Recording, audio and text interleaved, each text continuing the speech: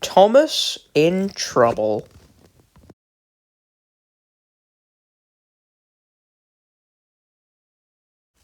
There is a line to a quarry at the end of Thomas's branch. It goes for some distance along the road. Thomas was always very careful here in case anyone was coming. Peep, peep, peep, peep, he whistled. Then the people got out of the way, and he puffed slowly along with his trucks rumbling behind him. Early one morning, there was no one on the road, but a policeman was sitting on the grass close to the line. He was shaking a stone from his boot. Thomas liked policemen. He had been a great friend of the constable who used to live in the village, but he had just retired. Thomas expected that the new constable would be friendly too. Peep, peep, he whistled. Good morning. The policeman jumped and dropped his boot. He scrambled up and hopped round on one leg till he was facing Thomas. Thomas was sorry to see that he didn't look friendly at all. He was red in the face and very cross. The policeman wobbled about, trying to keep his balance. Disgraceful, he spluttered. I didn't sleep a wink last night, it was so quiet, and now engines come whistling suddenly behind me. My first day in the country, too. He picked up his boot and hopped over to Thomas. I'm sorry, sir, said Thomas. I only said good morning. The policeman grunted and, leaning against Thomas's buffer, he put his boot on. He drew himself up and pointed to Thomas.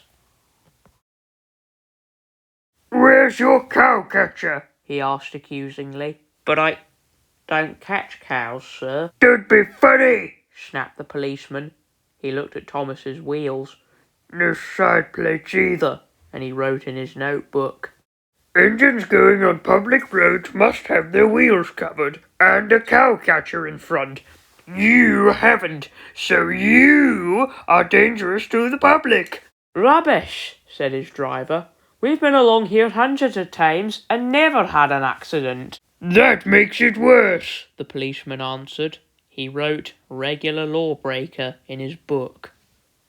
Thomas puffed sadly away. The Fat Controller was having breakfast. He was eating toast and marmalade. He had the newspaper open in front of him, and his wife had just given him some more coffee. The butler knocked and came in.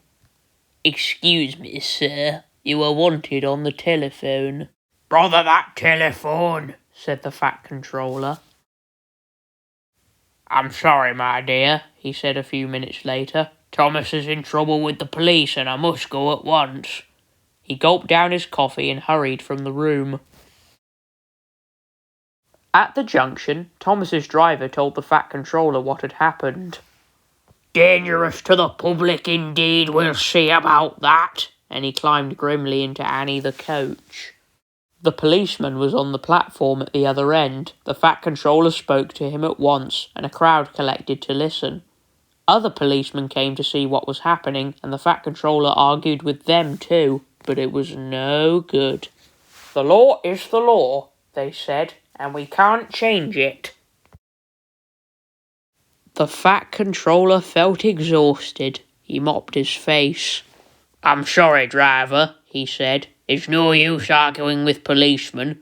We will have to make those cowcatcher things for Thomas, I suppose. Everyone will laugh, sir, said Thomas sadly. They'll say I look like a tram. The Fat Controller stared. Then he laughed. Oh, well done, Thomas. Why didn't I think of it before? We want a tram engine.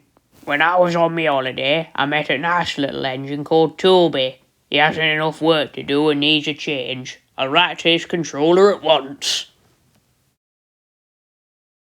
A few days later, Toby arrived. That's a good engine, said the Fat Controller. I see you've bought Henrietta. You don't mind, do you, sir? asked Toby anxiously. The station master wanted to use her as a hen house, and that would never do. No, indeed, said the Fat Controller gravely. We couldn't allow that. Toby made the trucks behave even better than Thomas did. At first, Thomas was jealous, but he was so pleased when Toby rang his bell and made the policeman jump that they have been firm friends ever since.